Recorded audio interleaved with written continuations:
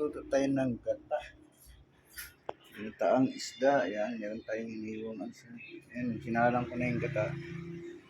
Ayan yung gata. Tapos ito yung isda natin, guys.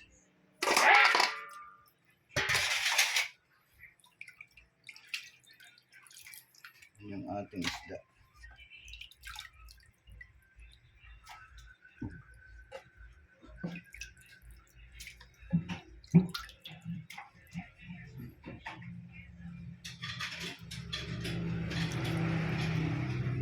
Ayan yung ating isda, guys. Ayan yung ating iiwang gagata ngayon. Ayan, guys, gagata tayo ng isda. Ayan. Ayan, nakaano na yung gata natin. Papakuluan na lang natin. Guys.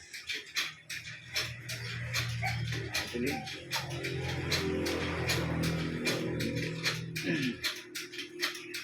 ilalagay na natin itong isda, guys.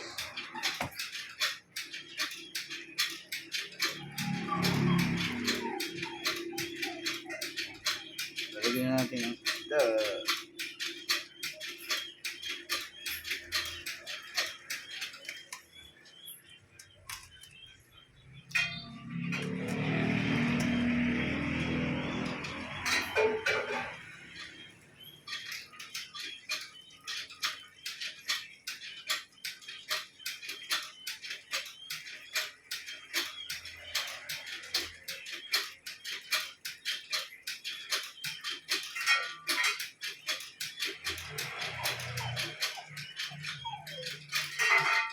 Guys, yan.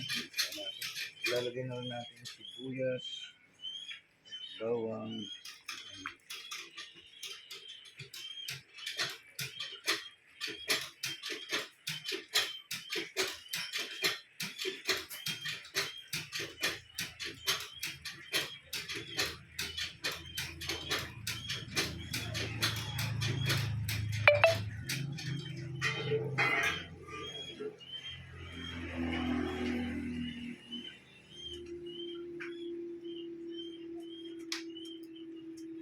stop pa natin, guys.